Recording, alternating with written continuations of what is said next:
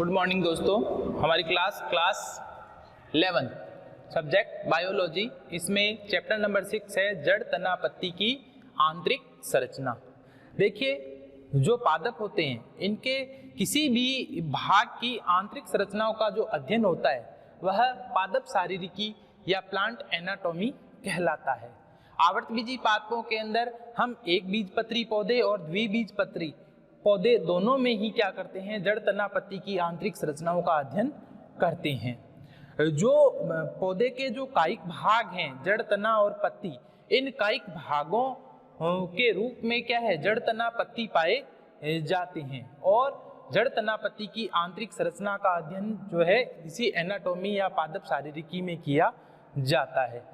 जो आवर्तबीजी पादप हैं इनमें जब हम एनाटॉमी या आंतरिक संरचना का जब अध्ययन करते हैं तो हम क्या करते हैं, इन भागों की एक पतले सेक्शन काटते हैं जिन्हें हम प्रयोगशाला के अंदर जो है माइक्रोस्कोप के माध्यम से जो है देखते हैं।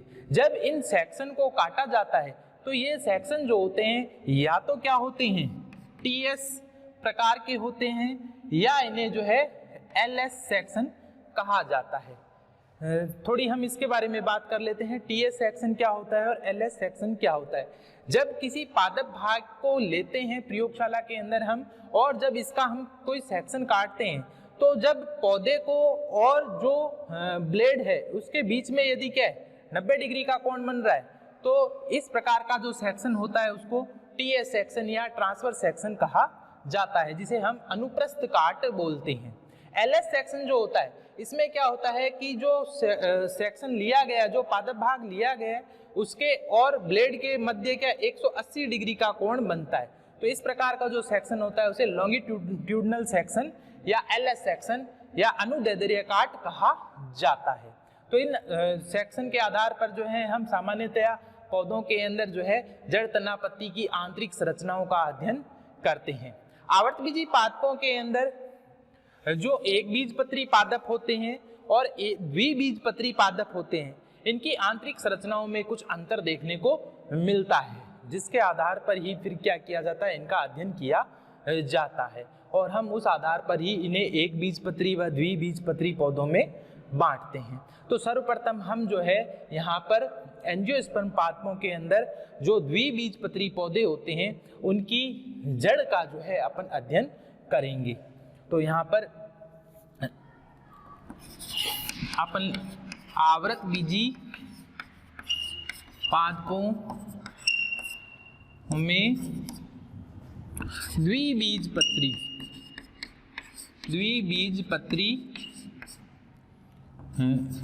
जड़ की आंतरिक संरचना का अपन अध्ययन करते हैं। देखिए, जड़ें जो होती है, सामान्य अपन बात करें अगर जड़ों की, तो जड़ें जो होती है यह क्या होता है, पौधे का भूमिगत भाग होती है। ठीक है, भूमिगत भाग होती है और भूमिगत भाग होती है इसीलिए क्या होता है, जड़ों के अंदर जो है प्रकाश संश्लेषण की क्रिया जो है वो नहीं होती है। प्रकाश संश्लेषण नहीं होएगा, इसका मतलब इन जड़ों की कोशिकाओं में हरित लवक जो होते हैं वह नहीं पाए जाते हैं। दूसरी चीज है यहाँ पर कि जो जड़ें होती है इनमें क्या होता है कि रंध्र जो होते हैं, वाष्पोत्सर्जन के लिए इनमें रंध्र नहीं पाए जाते हैं। इन पौधों के अंदर जो है थर्ड चीज अगर अपन बोलें तो इनमें क्या होता है, उपत्वचा या क्यूटिकल आवरण जो होता है वह नहीं पाया जाता है। जड़ों के ऊपर क्या होते हैं, मूल रोम पाए जाते हैं। तो सामान्यतः हम जब जड़ की आंतरिक संरचना का अध्ययन करते हैं तो बाह्य लक्षणों के रूप में हम देखते हैं कि जो जड़ें होती है आवर्तबीजी पौधों में, उन जड़ों के द्वारा क्या होता है, एक तो हरित लवक इन कोशिकाओं में नहीं होता जड़ों की कोशिकाओं में, जिसके कारण से ये प्रकाश संश्लेषण नहीं करती है। इन जड़ों में क्या होता है कि बाह्य त्वचा जो होती है इनके ऊपर रंध्र नहीं पाए जाते, यानी कि ये वाष्पोत्सर्जन की क्रिया नहीं करती है। इसके अलावा जो जड़ें होती है इनमें क्या होता है कि उपत्वचा या क्यूटिकल आवरण जो होता है इनके ऊपर नहीं पाया जाता है। अब जो है हम इसकी जब आंतरिक संरचना पढ़ते हैं, द्विबीजपत्री सबसे पहले हम द्विबीजपत्री जड़ की आंतरिक संरचना के बारे में बात करते हैं। तो द्विबीजपत्री पादपों की जो जड़ें होती है, इनमें एक सामान्य पादप हम ले रहे हैं, जैसे चना। चने की जड़ की जब हम क्या करते हैं, टीएस सेक्शन काटते हैं, तो हमें जो है उस जड़ के अंदर निम्नलिखित भाग जो होते हैं वह दिखाई देते हैं। जैसे जड़ जो होती है, जब इसका सेक्शन काटा जाएगा तो इस सेक्शन के अंदर हमें जो है इस प्रकार से कुछ संरचनाएं दिखाई देती हैं। इस प्रकार से क्या होगा, हमें कुछ संरचनाएं दिखाई देगी। यह जो भाग होते हैं इन्हें तो हम कहते हैं मूल रोम। इन्हें हम क्या कहते हैं, मूल रोम, जिसके द्वारा क्या किया जाता है, जल का अवशोषण किया जाता है। यह भाग जो होता है इसे हम सबसे बाह्य परत के रूप में पाया जाता है, जिसे हम क्या कहते हैं, बाह्य त्वचा कहते हैं। बाह्य त्वचा के ठीक नीचे क्या होएगा, कोशिकाओं की 3 से 4 कोशिकीय परत पाई जाती है, जिसे क्या कहा जाता है, वल्कुट कहा जाता है। और इस वल्कुट भाग के नीचे जो है ये एक और परत हमें दिखाई देती है स्पष्ट रूप से, जिसे हम जो है अंतस्थ त्वचा या एंडोडर्मिस कहते हैं। एंडोडर्मिस कहते हैं। और इस एंडोडर्मिस के ठीक नीचे क्या होता है, एक और परत पाई जाती है कोशिकाओं की, जिसे हम क्या कहते हैं, परिरंभ कहते हैं। और परिरंभ के अंदर जो होता है क्या पाई जाते हैं, संवहन बंडल पाए जाते हैं। संवहन बंडल पाए जाते हैं। ये इस प्रकार से जो है संवहन बंडल पाए जाते हैं, जिन्हें हम क्या कहते हैं, जाइलम फ्लोएम के रूप में जो है ये संवहन बंडल पाए जाते हैं, जिन्हें हम संवहन पूल कहते हैं। और संवहन पूल जो होते हैं ये कैसे होते हैं, यहाँ पर अरीय प्रकार के पाए जाते हैं, जिसमें यह जो है जाइलम को दर्शाता है और ये भाग जो होता है फ्लोएम को दर्शाता है। तो ये एक सामान्य हमने जो है द्विबीजपत्री पादप में जो चने का जो पादप होता है उसकी जड़ की संरचना का हमने एक रेखीय चित्र बनाया है। अब इनमें ये कौन कौन से भाग किस किस रूपों में व्यवस्थित होते हैं उनको हम पढ़ते हैं। इससे पहले हम यह भी कह सकते हैं कि जो जड़ें होती है, जड़ों के अंदर जो संवहन पूल होते हैं यह हमेशा ही क्या होते हैं, अरीय प्रकार के पाए जाते हैं। जड़ों के अंदर जो जाइलम होता है यह हमेशा ही क्या होता है, बाह्य आदि दारुक प्रकार का पाया जाता है, जिसे हम कहते हैं एग्जार्च अवस्था। ठीक है, यह हमेशा ही क्या होएगा, एग्जार्च प्रकार का होता है। और इनमें जो जाइलम और फ्लोएम होते हैं यह क्या होते हैं, एकांतरित क्रम में अलग अलग त्रिज्याओं पर क्या होते हैं, यह व्यवस्थित रहते हैं। यह हम सब इसमें आंतरिक संरचना में पढ़ेंगे। तो सबसे पहले हम देखते हैं द्विबीजपत्री जड़ की आंतरिक संरचना के अंदर जो सबसे बाह्य भाग है उसको, सबसे बाह्य भाग जो होता है उसको हम पढ़ते हैं। तो देखिए इसमें सबसे पहले जो है, जब जड़ की हम कोशिकीय संरचना का जब चित्र बनाएंगे तो इसमें हम सबसे पहले यह देखेंगे कि जड़ के सबसे बाहर की ओर हमें जो है एक कोशिकीय मूल रोम जो होते हैं वह दिखाई देते हैं। मूल रोम का जो कार्य होता है यह होता है जल का अवशोषण करना। मूल रोम सामान्यतया एक कोशिकीय या कभी कभी बहुकोशिकीय प्रकार के पाए जाते हैं। इसे हम क्या कहते हैं, मूल रोम कहते हैं। मूल रोम के माध्यम से जल और खनिज लवणों का अवशोषण किया जाता है मृदा से। ठीक है, तो यह जो है मूल रोम होते हैं। यह क्या है, मूल रोम होते हैं। मूल रोम जो होते हैं ये क्या होते हैं, बाह्य त्वचा के साथ जुड़े रहते हैं, अर्थात इनमें मूल रोम के पश्चात दूसरी महत्वपूर्ण संरचना आती है बाह्य त्वचा। बाह्य त्वचा जड़ का सबसे बाहरी एक कोशिकीय परत वाला भाग होता है। सामान्यतया बाह्य त्वचा की जो कोशिकाएं होती है यह ढोलकाकार आकृति की होती है और यह आपस में क्या होती है, एक दूसरे से जो है जुड़ी हुई रहती है। मूल के अंदर बाह्य त्वचा के ऊपर जो है कोई उप त्वचा नहीं पाई जाती, अर्थात बाह्य त्वचा की कोशिकाओं के ऊपर जो है क्यूटिकल आवरण जो होता है वह नहीं पाया जाता है। ना ही बाह्य त्वचा पर क्या होते हैं, रंध्र पाए जाते हैं। तो यहाँ पर जो है रंध्र भी जो होते हैं जड़ों के अंदर बाह्य त्वचा पर उपस्थित नहीं रहते हैं। ठीक है, तो यह जो होती है मूल की सबसे बाहरी परत होती है जिसे हम बाह्य त्वचा कहते हैं। बाह्य त्वचा के ठीक नीचे क्या है, वल्कुट भाग आता है जिसे हम कॉर्टेक्स कहते हैं, जिसे हम क्या कहते हैं, कॉर्टेक्स भाग कहते हैं। यह क्या होता है, गोलाकार कोशिकाओं द्वारा निर्मित होता है।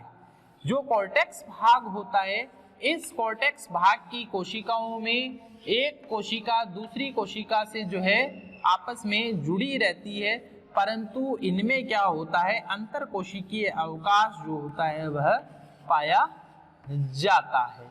तो इस भाग को हम क्या कहते हैं, वल्कुट या कॉर्टेक्स भाग। वल्कुट या कॉर्टेक्स जो भाग होता है, इस भाग के अंदर क्या किया जाता है, भोजन का संग्रहण भी करवाया जाता है, अर्थात ये कोशिकाएं जो होती है भोजन का संग्रहण करती है। इसीलिए क्या होता है कि ये कोशिकाएं थोड़ी आकार में बड़ी भी होती है। तो इस भाग को क्या कहते हैं अपन, वल्कुट भाग या कॉर्टेक्स भाग कहते हैं। कॉर्टेक्स या वल्कुट भाग जो होता है, इसके ठीक नीचे जो भाग पाया जाता है उसे हम क्या कहते हैं, परिरंभ कहते हैं। उसे हम क्या कहते हैं, एंडोडर्मिस कहते हैं। उस भाग को क्या कहा जाता है, एंडोडर्मिस या अंतस्थ त्वचा कहा जाता है। यह वल्कुट के ठीक नीचे क्या होती है, एक कोशिकीय परत होती है। यह वल्कुट के ठीक नीचे पाई जाने वाली क्या है, एक कोशिकीय परत होती है इस प्रकार से। और इसकी कोशिकाएं जो होती है यह भी क्या होती है, आपस में एक दूसरे से जो है जुड़ी हुई रहती है। जो एंडोडर्मिस होती है, इस एंडोडर्मिस कोशिकाओं के ऊपर, जो एंडोडर्मिस की जो परत होती है, इन कोशिकाओं के ऊपर क्या होता है, कुछ स्थानों पर सुबेरिन का क्या हो जाता है, जमाव हो जाता है। सुबेरिन के जमाव के कारण से क्या होता है कि ये परत जो होती है वो क्या हो जाती है, जल के प्रति अपारगम्य हो जाती है।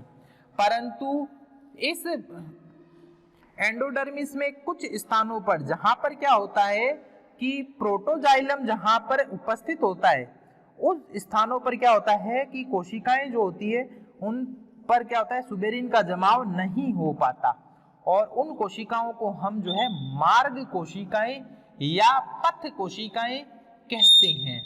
और ये कोशिकाएं जो होती है, यहाँ से क्या होता है, जल जो होता है वह क्या होता है, अंदर की ओर प्रवेश कर पाता है। ठीक है, तो ये एंडोडर्मिस जो होती है, इन कोशिकाओं के बीच में अंतरा कोशिकीय स्थान भी जो होता है वह नहीं पाया जाता और ये कोशिकाएं आपस में एक दूसरे से क्या होती है, सटी हुई रहती है इस प्रकार से।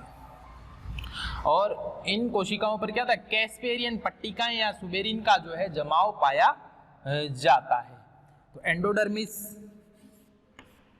एंडोडर्मिस भाग जो है यह वल्कुट के ठीक नीचे एक कोशिकीय परत वाला भाग होता है। और यहाँ पर क्या होता है कि जो मार्ग कोशिकाएं हैं, जैसे ये मार्ग कोशिकाएं हम बना रहे हैं यहाँ पर, तो यहाँ पर क्या होता है, इन मार्ग कोशिकाओं से ही क्या होता है, जुड़ी हुए क्या होते हैं, प्रोटोजाइलम भाग पाए जाते हैं, जहां से क्या होता है, जल जो होता है वह अंदर की ओर गति करता है। जहां से क्या होगा, जल जो है वो अंदर की ओर गति करता है। तो ये भाग क्या कहलाते हैं, मार्ग कोशिकाओं वाले भाग कहलाते हैं। एंडोडर्मिस जो कोशिकाएं होती है, एंडोडर्मिस की जो एक कोशिकी जो परत होती है, इसके ठीक नीचे एक कोशिकीय परत पाई जाती है, जिसे हम क्या कहते हैं, परिरंभ कहते हैं। जिसे हम क्या कहते हैं, परिरंभ कहते हैं।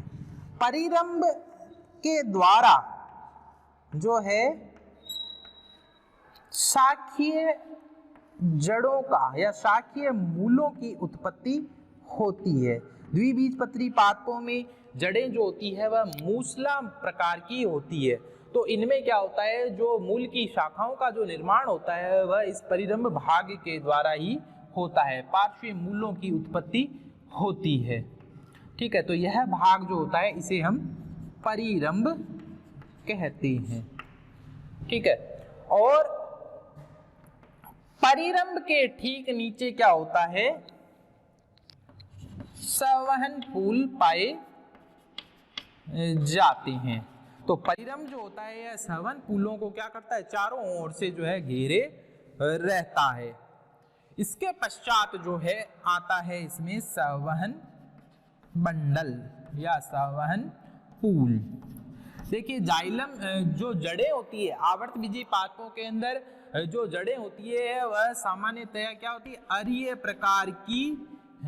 इनमें क्या होते हैं, संवहन पुल पाए जाते हैं। तो इनमें संवहन पुल जो होते हैं वह हमेशा ही क्या होंगे, जड़ों के अंदर अरीय प्रकार के पाए जाते हैं। अरीय का अर्थ होता है कि इनमें जाइलम तथा फ्लोएम दोनों क्या होते हैं, एकांतरित क्रम में अलग अलग त्रिज्याओं पर क्या होते हैं, स्थित होते हैं। तो इस प्रकार के जो संवहन बंडल होते हैं उन्हें हम क्या कहते हैं, अरीय प्रकार के संवहन पुल कहते हैं। इनमें जो जाइलम होता है वह एग्जार्च प्रकार का पाया जाता है। एग्जार्च का अर्थ होता है कि यहाँ पर जो जाइलम सर्वप्रथम बनते हैं और जो आकार में कैसे होते हैं, छोटे होते हैं, वह जाइलम कहलाते हैं प्रोटोजाइलम। और प्रोटोजाइलम जो होता है यह क्या होता है, परिधि की ओर स्थित होता है। जबकि बड़े व्यास वाली कोशिकाओं वाले जो जाइलम होते हैं वह क्या कहलाते हैं, मेटाजाइलम कहलाते हैं। और यह क्या होते हैं, केंद्र की ओर बनते हैं।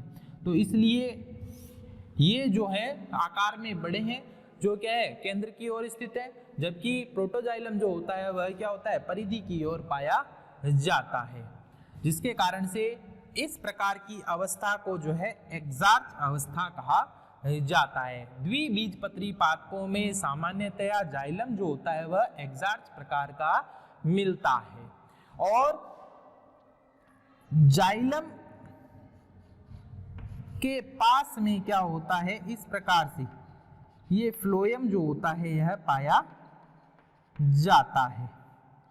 तो ये जाइलम और फ्लोएम क्या होते हैं, हमेशा ही क्या होते हैं, यहाँ पर एकांतरित क्रम में अलग अलग त्रिज्याओं पर व्यवस्थित रहते हैं। इस प्रकार से ये ऐसे व्यवस्थित रहते हैं, यानी कि यहाँ पर जाइलम और फ्लोएम जो हैं ये अलग अलग और एकांतरित क्रम में अलग अलग त्रिज्याओं पर व्यवस्थित रहते हैं। इन्हें जो है कहा जाता है फ्लोएम। इन्हें फ्लोएम कहते हैं और इन्हें जो है जाइलम कहा जाता है। यह प्रोटोजाइलम है और इसे मेटाजाइलम कहते हैं। सामान्यतया जो संवहन बंडल होते हैं इनमें क्या होता है कि जो जाइलम और फ्लोएम है ये जैसे यहाँ पर अलग अलग व्यवस्थित है, इनकी संख्या जो होती है लगभग संवहन पुलों में क्या होती है, 4 से 6 प्रकार की 6 प्रकार के ये होते हैं, जिन्हें चतुरादि दारुक या षट आदि दारुक या जो है हेक्सा जाइलम जो है कहा जाता है। तो यहाँ पर ये जो है 4 से 6 के क्रम में जो है पाए जाते हैं। और जाइलम और फ्लोएम जो होते हैं यह कंजक्टिव टिश्यू द्वारा जो है आपस में जुड़े हुए रहते हैं। कंजक्टिव टिश्यू द्वारा ये क्या होंगे, आपस में जुड़े हुए रहते हैं। इस प्रकार से इनमें कंजक्टिव टिश्यू ये पाया जाता है, जिन्हें हम संयोजी ऊतक कहते हैं, जिसके द्वारा यह जो है संयोजी कोशिकाओं के माध्यम से ये एक दूसरे से क्या होते हैं, जुड़े हुए रहते हैं। और सामान्यतया इनके अंदर जो मज्जा होती है यह नहीं पाई जाती, या तो ये क्या होगी, बहुत कम होगी, या इनमें जो है मज्जा उपस्थित नहीं रहती है। इनमें मज्जा क्या होती है, या तो नहीं पाई जाती या होती है तो बहुत कम होती है। ऐसा इसलिए होता है क्योंकि जो मेटाजाइलम है या जो बड़े जाइलम वाले भाग हैं उनके कोशिकाओं के दबाव के कारण से मज्जा यहाँ पर जो होती है ये दब जाती है या समाप्त हो जाती है, जिसके कारण से क्या होता है, यहाँ पर मज्जा जो है ये उपस्थित नहीं रहती है। तो इस प्रकार से क्या होता है कि हम जो है यहाँ पर एक द्विबीजपत्री पादप की आंतरिक मूल का जो है अपन अध्ययन करते हैं। तो ये जो है जैसे चने के जड़ की आंतरिक संरचना है, तो इनमें ये सभी भाग जो होते हैं हमें इस मूल के अंदर आंतरिक संरचना को जब हम अध्ययन करते हैं तो ये सभी भाग जो होते हैं यह हमें यहाँ पर दिखाई देते हैं। सबसे बाहर जो है मूल रोम पाए जाते हैं, जिसके माध्यम से क्या किया जाता है, जल और खनिज लवणों का अवशोषण किया जाता है। यह मूल रोम जो होते हैं एक कोशिकीय होते हैं। मूल रोम जो होते हैं ये बाह्य त्वचा से जुड़े हुए रहते हैं, यानी बाह्य त्वचा के बीच बीच में पाए जाते हैं। बाह्य त्वचा जो है यह क्या होती है, ढोलकाकार कोशिकाओं द्वारा निर्मित होती है। और बाह्य त्वचा जो होती है इनमें रंध्र जो होते हैं नहीं पाए जाते। बाह्य त्वचा पर उपत्वचा या क्यूटिकल आवरण नहीं पाया जाता है जड़ों में। बाह्य त्वचा के ठीक नीचे जो है 3 से 4 कोशिकीय परत वाली क्या है, वल्कुट कोशिकाएं पाई जाती है। वल्कुट कोशिकाएं गोलाकार आकृति की होती है। वल्कुट कोशिकाएं जो होती है यह भोजन के संचय का कार्य करती है। वल्कुट कोशिकाओं के बीच में जो है अंतराकोशिकीय अवकाश पाया जाता है। वल्कुट कोशिकाएं जो होती है इनमें हरित लवक नहीं पाया जाता है, अर्थात ये प्रकाश संश्लेषण नहीं करती हैं। वल्कुट के ठीक नीचे जो है एंडोडर्मिस पाई जाती है, जो एक कोशिकीय परत होती है। एंडोडर्मिस जो होती है यह एक कोशिकीय परत है और यह ढोलकाकार आकृति वाली कोशिकाओं की बनी हुई होती है। और इन एंडोडर्मिस के बीच बीच में जहां पर एंडोडर्मिस प्रोटोजाइलम से जुड़ती है उन कोशिकाओं को हम जो है पैसिव सेल या मार्ग कोशिका कहते हैं। इनको मार्ग कोशिका कहते हैं, जो जल के लिए क्या होती है, पारगम्य होती है। इसके अलावा संपूर्ण एंडोडर्मिस के ऊपर क्या पाया जाता है, सुबेरिन का जो है जमाव हो जाता है, जिसके कारण से क्या होता है, कैस्पेरियन पट्टिकाओं का निर्माण होता है, जो जल के प्रति पारगम्य होता है। और इसीलिए क्या था, मार्ग कोशिकाओं के माध्यम से ही क्या होता है, जल जो होता है यह जाइलम तक पहुंचाया जाता है। एंडोडर्मिस के ठीक नीचे जो है परिरंभ पाया जाता है। परिरंभ एक कोशिकीय परत है जो संपूर्ण संवहन मंडल को क्या करता है, घेरे रहता है। परिरंभ के द्वारा जो है पार्श्व जड़ों की उत्पत्ति होती है। जो मूल की जो शाखाएं होती है वह यहीं से जो है बनती है। परिरंभ के ठीक नीचे अंदर की ओर जो है क्या पाए जाते हैं, संवहन मंडल पाए जाते हैं। प्रत्येक संवहन मंडल के अंदर जाइलम जो होते हैं यह 4 से 6 की संख्या में पाए जाते हैं, अर्थात इनमें जाइलम जो होएगा वह क्या होएगा, एक्सार्च प्रकार का या बाह्य आदि दारुक प्रकार का जो है पाया जाता है। जाइलम और फ्लोएम जो होते हैं यह एकांतर क्रम में अलग अलग त्रिज्याओं पर व्यवस्थित रहते हैं, इसीलिए इस प्रकार की जड़ें जो होती है उनमें संवहन पुल कैसे होते हैं, अरीय प्रकार के होते हैं। इनमें फ्लोएम जो होता है वह क्या करता है, भोज्य पदार्थों के परिवहन का कार्य करता है। और इनमें जो है मज्जा जो होती है वह केंद्र में नहीं पाई जाती। तो ये जो है द्विबीजपत्री पौधे चने की आंतरिक संरचना का अध्ययन हमने जो है इस प्रकार से इसमें किया। नेक्स्ट हम पढ़ेंगे एक बीजपत्री पादपों में जड़ की आंतरिक संरचना। Thank you.